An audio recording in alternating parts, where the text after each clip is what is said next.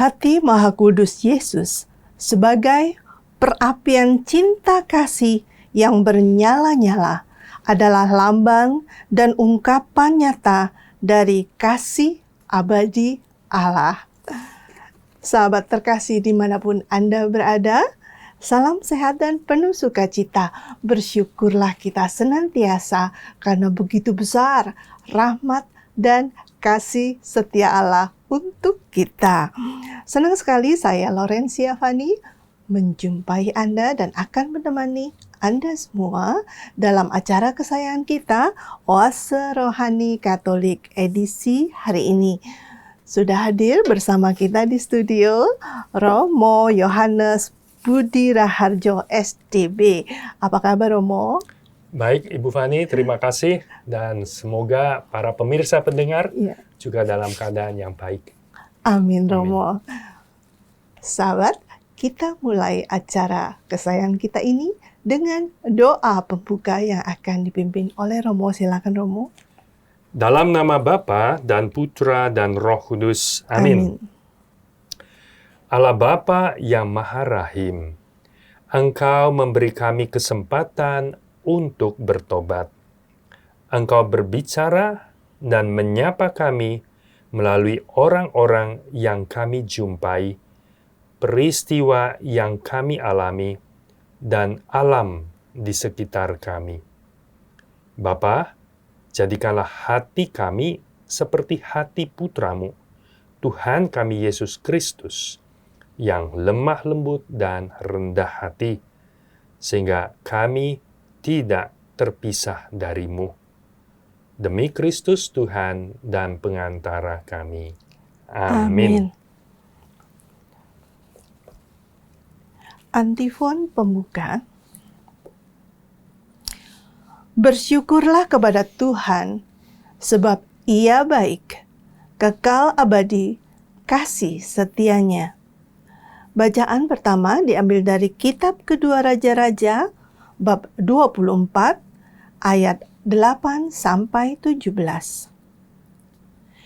Yoyakin berumur 18 tahun pada waktu ia menjadi raja, dan 3 bulan lamanya ia memerintah di Yerusalem. Nama ibunya ialah Nehusta, putri Elnatan dari Yerusalem. Yoyakin melakukan yang jahat di mata Tuhan, tepat seperti yang dilakukan ayahnya. Pada waktu itu, majulah tentara Nebukadnezar, Raja Babel, menyerang Yerusalem dan kota itu terkepung. Nebukadnezar sendiri datang menyerang, sementara orang-orangnya mengepung kota itu. Lalu keluarlah Yoyakin, Raja Yehuda, mendapatkan Raja Babel. Ia sendiri, ibunya, perwira-perwiranya, para pembesar, dan pegawai-pegawai istananya. Raja Babel menangkap Yoyakin pada tahun yang ke-8 pemerintahannya. Seluruh isi rumah Tuhan dan isi istana raja dikeluarkannya. Dikeratnya pula emas dari segala perkakas emas yang dibuat oleh Salomo, Raja Israel, di bait Tuhan seperti yang disabdakan Tuhan. Seluruh penduduk Yerusalem diangkutnya ke pembuangan. Semua panglima dan semua pahlawan yang gagah perkasa, 10.000 tawanan, juga semua tukang dan pandai besi. Tidak ada yang ditinggalkan, kecuali orang-orang lemah dari rakyat negeri. Nebukadnezar mengangkut Yoyakin ke pembuangan di Babel, juga ibunda raja, istri-istri raja, pegawai-pegawai istananya, dan orang-orang berkuasa di negeri itu dibawanya sebagai orang buangan dari Yerusalem ke Babel. Semua orang yang gagah perkasa, 7.000 orang banyaknya, para tukang dan para pandai besi, 1000 orang banyaknya, sekalian pahlawan yang sanggup berperang, dibawa oleh Raja Babel sebagai orang buangan ke Babel. Kemudian Raja Babel mengangkat paman Yoyakin yang bernama Matanya menjadi raja menggantikan Yoyakin dan menukar namanya menjadi Sedekia. Demikianlah sabda Tuhan. Syukur kepada Allah. Mari kita tanggapi dengan Mazmur. Demi kemuliaan nama-Mu ya Tuhan, bebaskanlah kami. Demi kemuliaan nama-Mu ya Tuhan, bebaskanlah kami. Ya Allah, bangsa-bangsa lain telah masuk ke tanah milik-Mu, menajiskan bait kudus-Mu, dan membuat Yerusalem menjadi timbunan puing. Mereka memberikan mayat hamba-hamba-Mu kepada burung-burung di udara untuk dimakan. Daging orang-orang yang Kau kasihi, mereka berikan kepada binatang-binatang liar di bumi. Demi kemuliaan nama-Mu ya Tuhan, bebaskanlah kami. Mereka menumpahkan darah orang-orang itu seperti air sekeliling Yerusalem, dan tidak ada yang menguburkan. Kami menjadi celaan tetangga, olok-olok, cemoohan orang sekitar. Berapa lama lagi ya Tuhan, Engkau murka terus-menerus? Berapa lama lagi cemburumu berkobar-kobar seperti api? Demi kemuliaan nama-Mu ya Tuhan, bebaskanlah kami. Jangan berhitungkan kepada kami kesalahan nenek moyang. Kiranya rahmat-Mu seperti menyongsong kami, sebab sudah sangat lemahlah kami. Demi kemuliaan nama-Mu ya Tuhan, bebaskanlah kami. Demi kemuliaan nama-Mu, tolonglah kami ya Allah penyelamat. Lepaskanlah kami dan ampunilah dosa kami oleh karena nama-Mu. Demi kemuliaan nama-Mu ya Tuhan, bebaskanlah kami.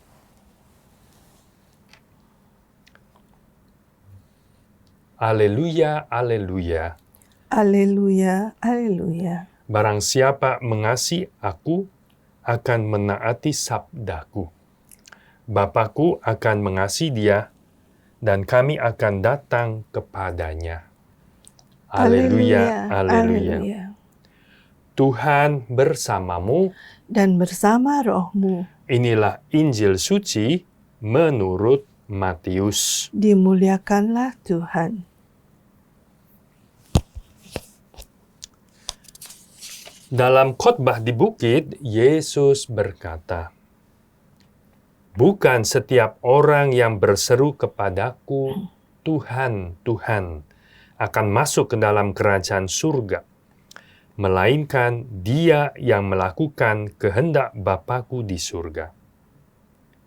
Pada hari terakhir, banyak orang akan berseru kepadaku, Tuhan, Tuhan, bukankah kami bernubuat demi nama-Mu, dan mengusir setan demi nama-Mu, dan mengadakan mukjizat demi nama-Mu juga? Pada waktu itu, aku akan berterus terang kepada mereka dan berkata, Aku tidak pernah mengenal kalian. Enyahlah daripadaku, kalian semua pembuat kejahatan." Setiap orang yang mendengar perkataanku ini dan melakukannya, ia sama dengan orang bijaksana yang mendirikan rumahnya di atas wadas. Kemudian turunlah hujan dan datanglah banjir, lalu angin melanda rumah itu, tetapi rumah itu tidak roboh, sebab didirikan di atas wadas. Setiap orang yang mendengar perkataanku ini dan tidak melakukannya, ia sama dengan orang bodoh yang mendirikan rumahnya di atas pasir. Kemudian turunlah hujan dan datanglah banjir. Lalu angin melanda rumah itu, sehingga robohlah rumah itu, dan hebatlah kerusakannya. Setelah Yesus mengakhiri perkataannya ini, takjublah orang banyak itu mendengar pengajarannya, sebab ia mengajar mereka sebagai orang yang berkuasa, bukan seperti ahli-ahli Taurat. Demikianlah sabda Tuhan. Terpujilah Kristus. Sahabat Oase Rohani Katolik yang dikasihi Tuhan, telah kita simak bersama firman Tuhan. Marilah sekarang kita akan mendengarkan permenungan yang akan disampaikan oleh Romo Budi, sehingga kita mendapatkan inspirasi yang diperlukan bagi oase rohani kehidupan kita. Baik Romo, kita Baik. mulai ya. Ya, terima kasih Bu Fani. Sama-sama. Saudara-saudari yang terkasih, seperti biasa bagian pertama saya mengomentari bacaan pertama. Kita mendengar tadi kisah yang ditulis dalam kitab kedua Raja-Raja. Dan Anda bisa lihat di dalam kitab suci, bab 24 sudah di penghujung kitab 2 Raja-Raja. Terakhir 25. Sudah bagian akhir. Dan memang ceritanya bagian akhir dari kerajaan Yehuda. Sesudah diturunkannya Yoyakin, tidak ada lagi keturunan Daud yang menjadi raja di Yerusalem. Diangkat itu pamannya itu tapi seperti kaki tangannya Nebukadnezar ditempatkan di situ. Ya.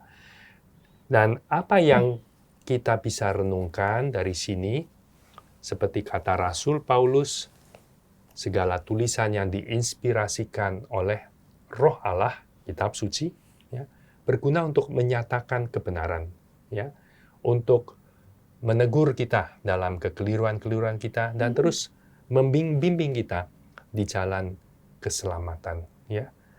Dan tentu di sini seperti orang mengatakan juga, sejarah itu guru yang terbaik atau pengalaman, ya, guru yang terbaik. Dan ini ditulis juga untuk terus mengingatkan kita, mendidik kita. Dan yang menarik di dalam kitab suci, penulis yang mendapat inspirasi dari Roh Allah kan tidak hanya menuliskan yang baik-baik saja, tetapi ada yang tidak baik, yang jahat bahkan di mata Tuhan.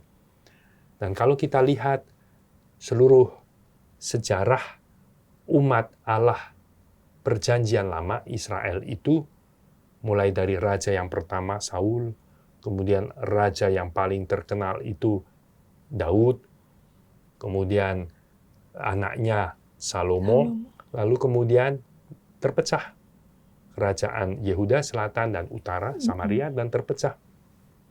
Dan terus yang diikutin yang dari kerajaan Yehuda, silih berganti, ada keturunannya yang terus menggantikan dengan banyak pergolakan, intrik juga, ya.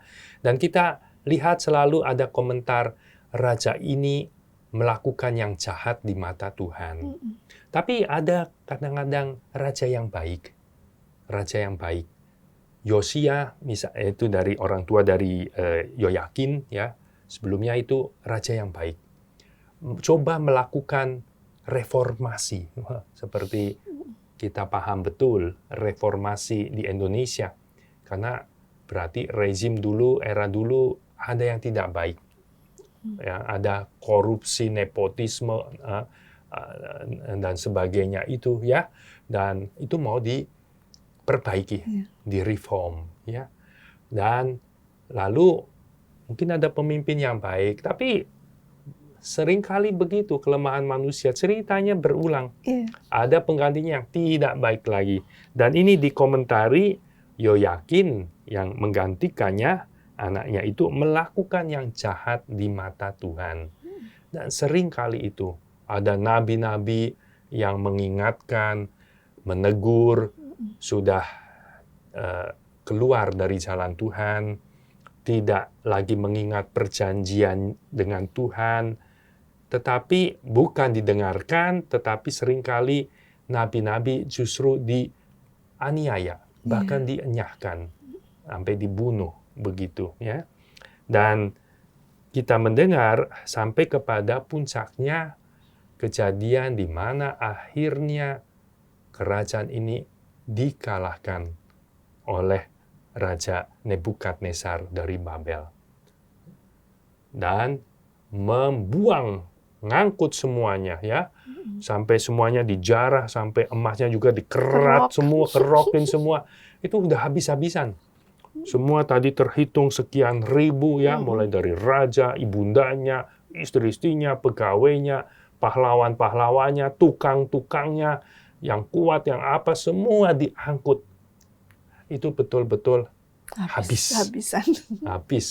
Nah, dan itu menjadi momen yang paling tragis, yang paling udah habis mentok ke dasar, sudah semuanya hilang tampaknya, hancur semua, lebur begitu.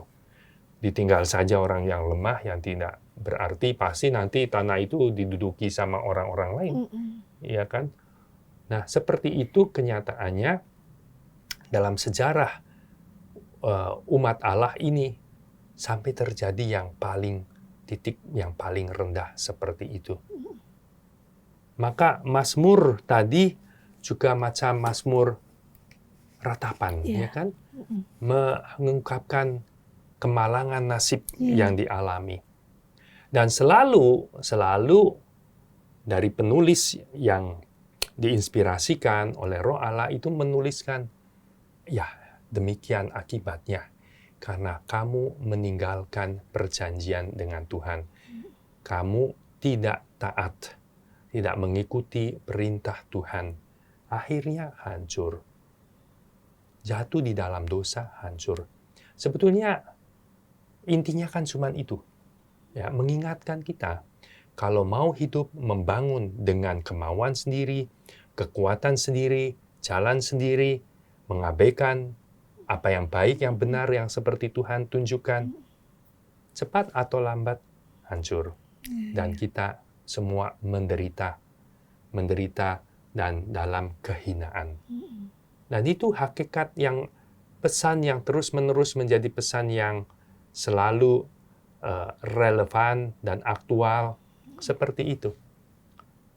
Kalau kita meninggalkan apa yang Tuhan ajarkan kepada kita, akhirnya adalah kehancuran. Dan nanti kita bisa lihat juga dari Injil hari ini persis, ya, di mana Tuhan Yesus mengatakan, siapa yang mendengar perkataanku dan melaksanakannya itu seperti membangun rumah di atas wadas. Dan banyak raja-raja Yehuda, Yoyakin itu, ya, tidak mendengarkan sabda Tuhan. Jadi seperti membangun kerajaan di atas pasir.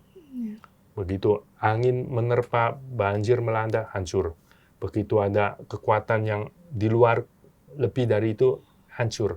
Seperti yang dialami di sini.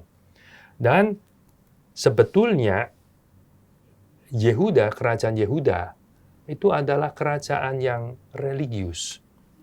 Hidupnya itu kan pusatnya juga ada bait Allah. Itu jantungnya, nafasnya. Maka sebagai Raja Yehuda, itu tidak hanya pemimpin politik sebetulnya, tetapi representasi Allah untuk memimpin umatnya.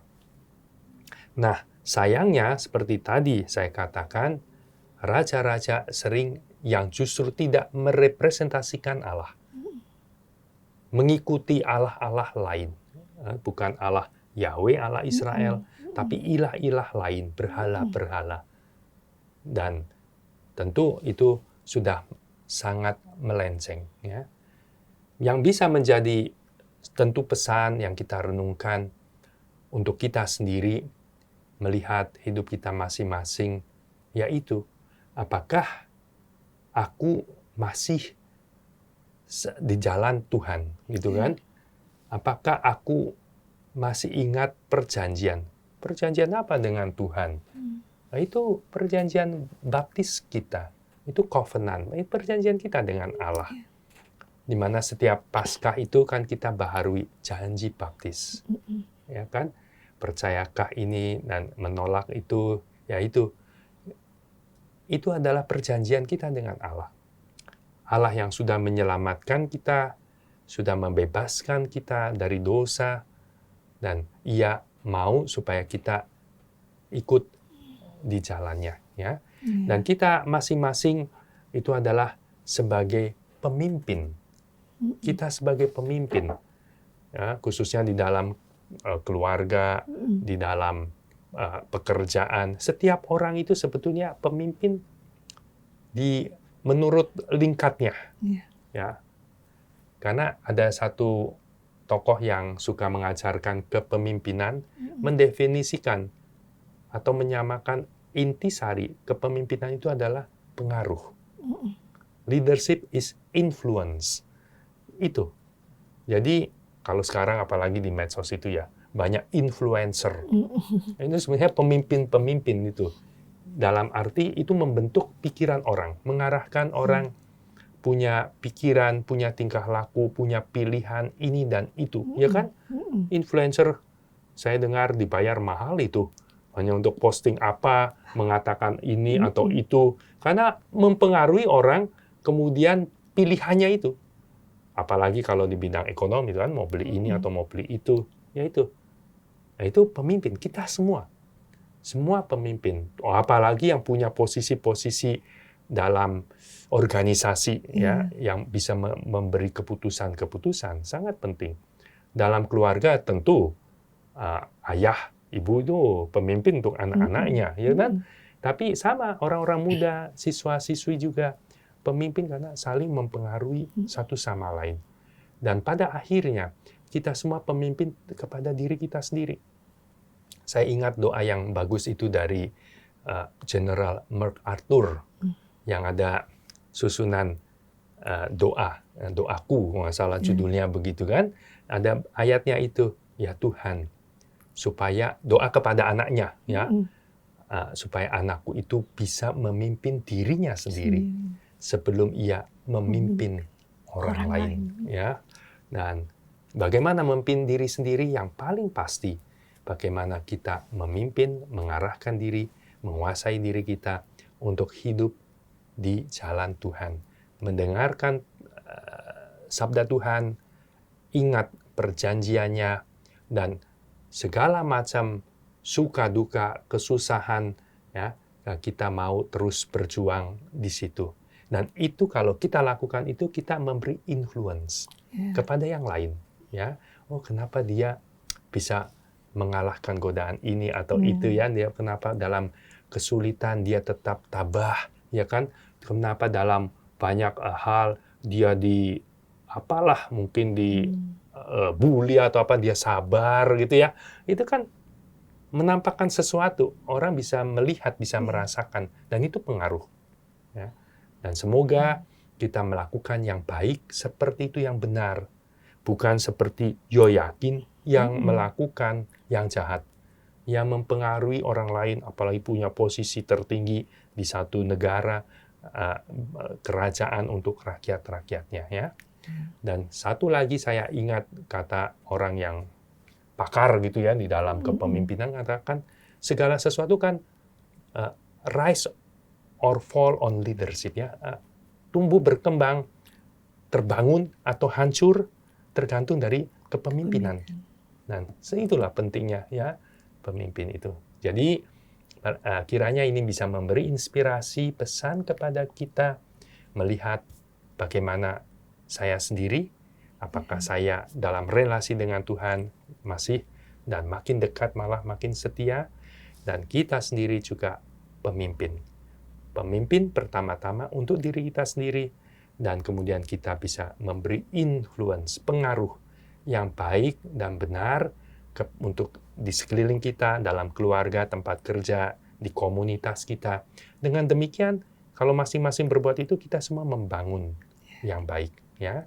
Sayangnya, seperti kita tahu terus-menerus. Tadi saya menyebut reformasi, ya kan? Dan ada yang berkomentar, wah, kita lebih buruk lagi, mundur lagi. Ya, cita-cita itu membuat pemerintahan yang bersih, yang berwibawa dan sebagainya. Aduh, di sana sini saya ada dengar ya komentar orang kalau dulu ya ada korupsi tertentu, tapi sekarang menyebar di mana-mana, istilahnya ugal-ugalan dan sebagainya. Kalau mendengar begini, wow, bahaya, ya, karena semua sejarah mengatakan di mana umat rakyat korup, akhirnya kehancuran bersama, ya. Dan semoga kita sendiri menjadi ragi, menjadi benih-benih yang baik, orang Kristiani terus bisa memberi pengaruh yang baik, yang benar, untuk kita bisa mewujudkan yang sering disampaikan di Keuskupan Agung Jakarta, kesejahteraan bersama, ya, membangun untuk kesejahteraan bersama. Begitu, Ibu Fani. Iya, ya Romo, makasih. Amin. Semoga kita dimampukan ya Romo ya. Kita rehat sejenak Romo ya untuk sesi pertama ini. Sahabat terkasih, kita rehat sejenak untuk sesi yang pertama ini. Jangan kemana-mana, tetap di tempat Anda dan kita jumpa lagi di sesi yang kedua.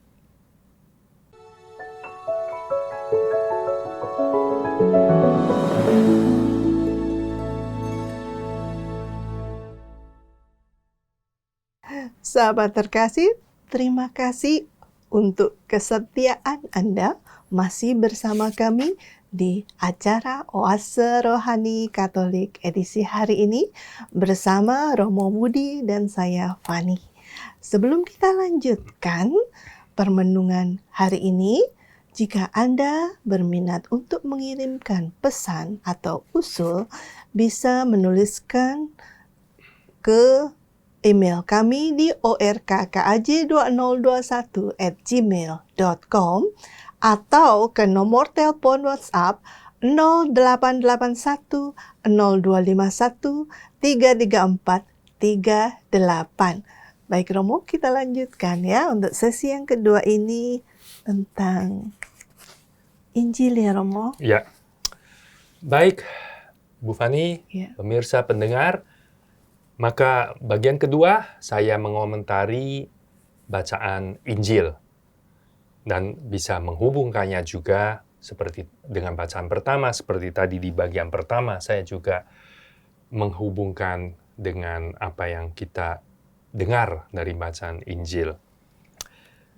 Dan kalau di bagian pertama itu akhir sudah di penghujung kitab Raja-Raja, maka perikop ini juga penghujung akhir dari khotbah Yesus di bukit yang terkenal dari Matius bab 5 sampai 7. Yesus duduk sebagai guru untuk mengajar orang banyak, ya, khotbah ajaran-ajarannya. Dan di bagian akhir ini semacam ringkasan, kita boleh dibilang kesimpulan. Dan lagi-lagi Tuhan menunjukkan di dalam, dulu juga dalam perjanjian lama ada hal menyangkut dua hal. Selalu gitu, ada semacam dua jalan. Kamu mau pilih yang mana? Dari Musa juga menunjukkan di akhir hidupnya ini ada dua jalan. Mau ikut jalan Yahweh atau Allah-Allah lain. Yosua juga mengatakan begitu di akhir hidupnya. Dan Yesus di akhir khotbahnya di bukit juga menunjukkan ada dua jalan, ada dua hal. Mau yang mana? Setiap orang mau membangun rumah, ya.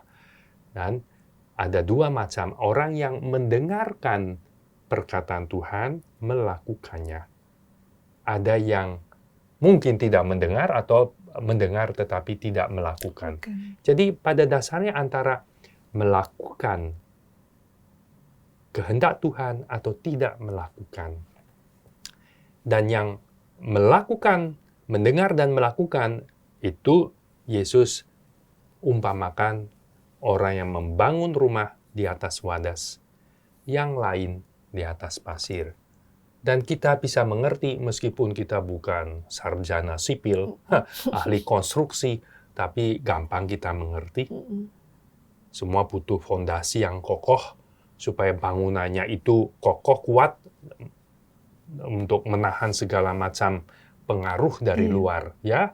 Tadi saya menyebut ada pengaruh, ya, pengaruh dari luar, kekuatan-kekuatan lain. Dan itu gambaran kehidupan kita. Maka dari bacaan Injil, kita diingatkan tentang melakukan kehendak Tuhan. Itu pada akhirnya, itu pesannya. Kalau kita bisa hubungkan juga dengan perumpamaan Yesus tentang akhir zaman itu yang Raja akan datang lagi, menghakimi orang-orang, memisahkan orang-orang seperti domba dan kambing.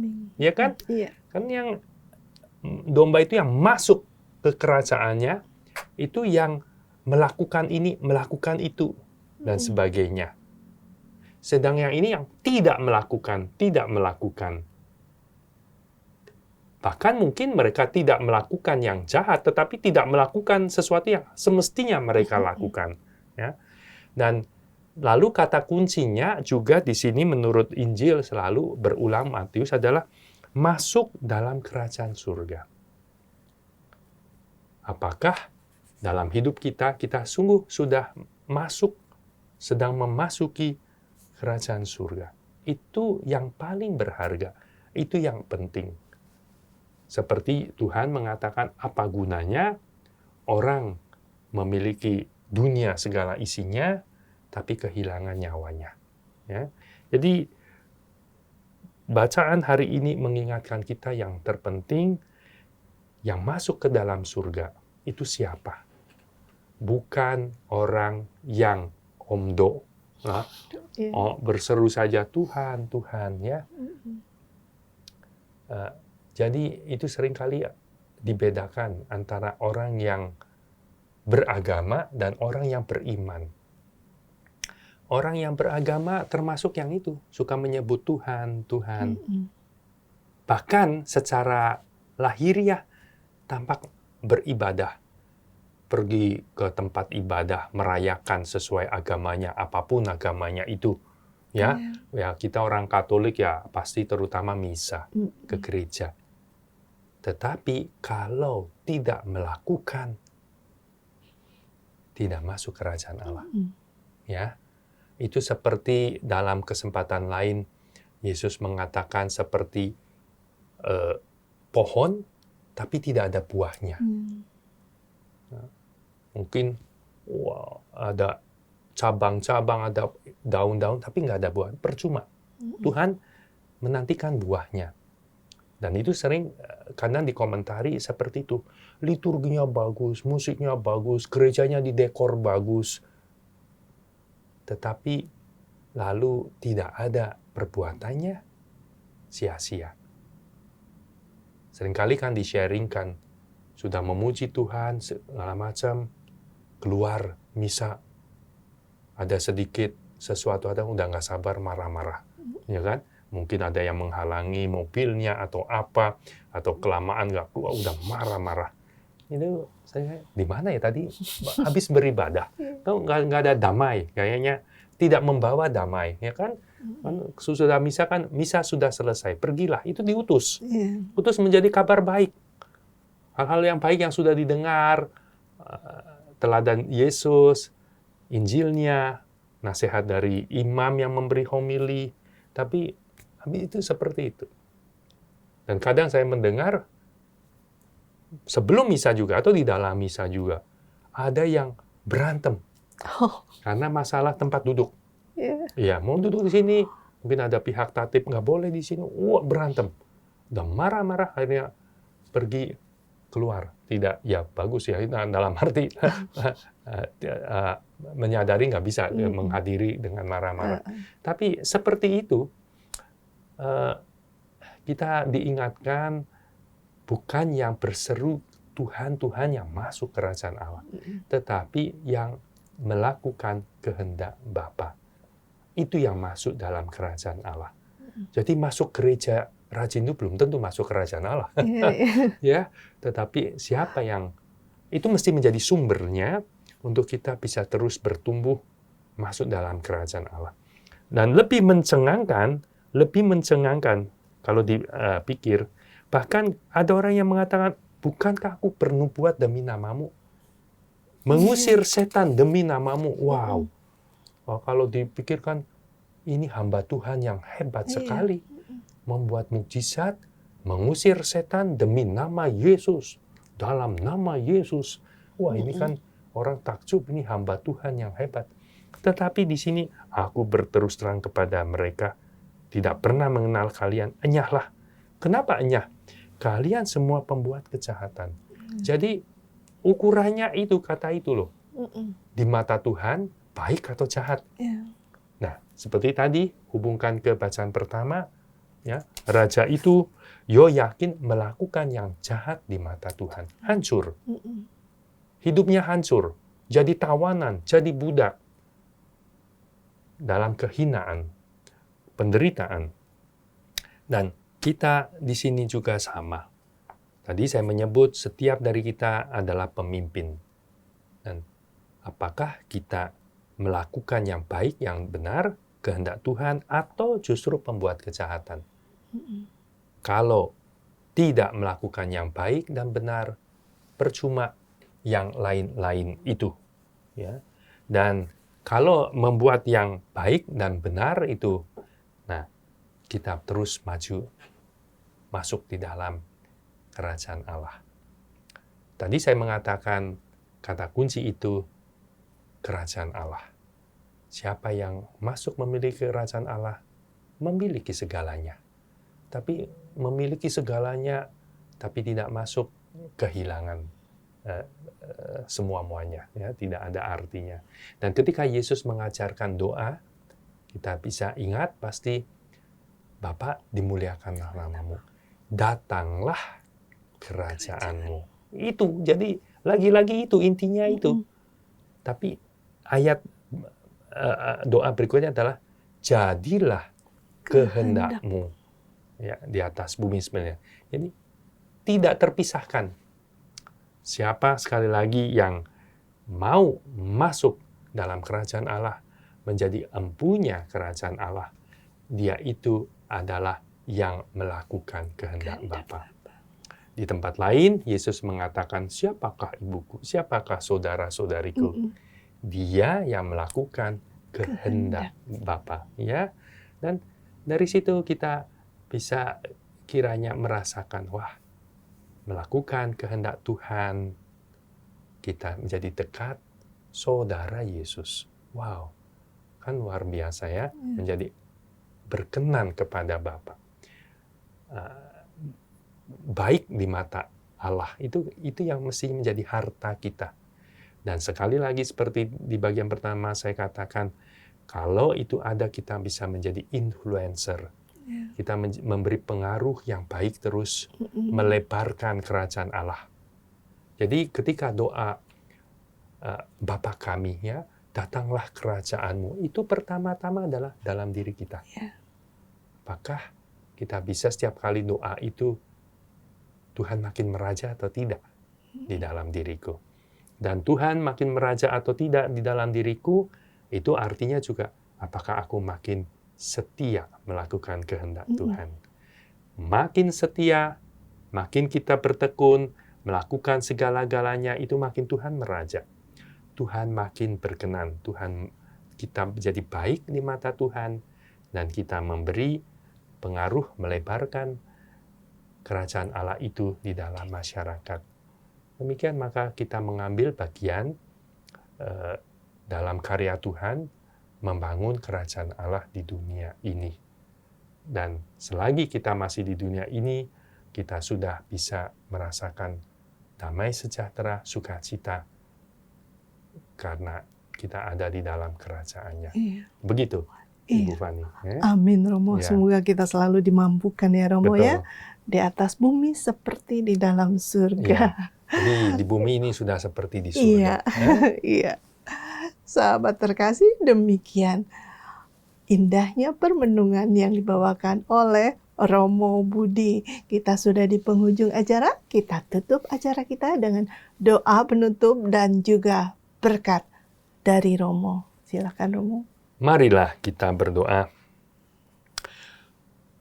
Tuhan Yesus, Engkau telah datang ke dunia membawa kabar gembira keselamatan bagi seluruh dunia.